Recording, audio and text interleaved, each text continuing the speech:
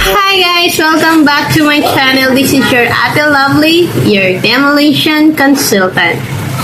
At kung bago ka pa sa aking page, please hit like and subscribe para naman magkaroon naman ako ng followers. Kumita naman tayo kay YouTube. Char. Anyways, for this video, ituturo ko naman sa inyo kung ano nga ba yung demolition.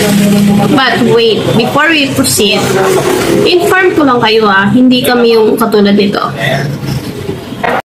Nabalot ng karahasan ang demolisyon ang nasa 400 bahay sa Kalaanan Compound sa Caloocan kaninang umaga. Ang ilang residente nanlaban at pinagbabato ng bote at iba pang bagay ang demolition team. Merong ang namaril at may tinamaan na pulis na kabilang sa mga sugatan nakatutok si Jay sa balde. Bitbit ang dalawang writ of demolition mula sa Manila RTC at Metropolitan Trial Court. Dumating ang grupo ng mga sheriff sa Kalaanan Compound sa Monumento Caloocan para gibain ang nasa 400 bahay. Pero nagkatensyon nang umakyat sa bubong ang isang miyembro ng demolition team. Biglang may nambato ng bote. So ano nga ba talaga ang ginagawa namin sa demolition? Before we proceed, tanungin natin si kumparing Google. What is demolition? Demolition is the action or process of demolishing or being demolished. It means dismantling, razing, destroying, or wrecking any building or structure or any part. In short, it is a removal of a property or a building to build a new one. Most of our customers kasi is yung mga mayaman. Ano nga ba? Bakit nga ba sila nagpapademolish?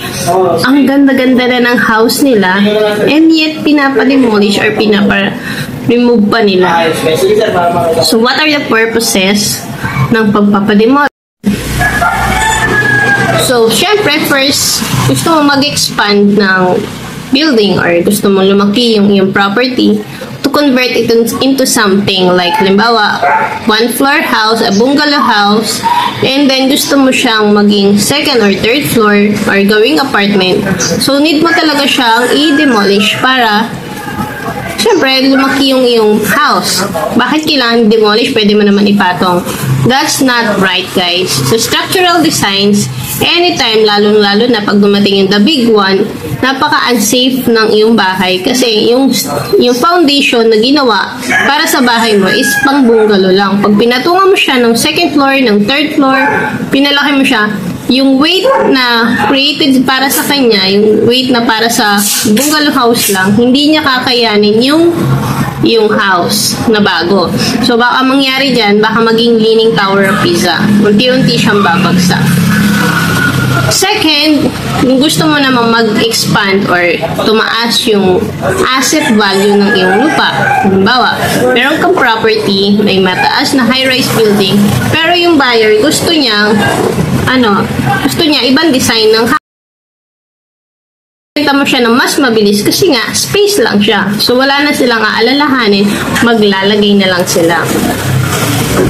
Next is business expansion. Para sa mga usually, practically, ang business is real estate. So, talagang pinapademolish itong mga small houses para palitan ng mas makabago at mas magandang bahay.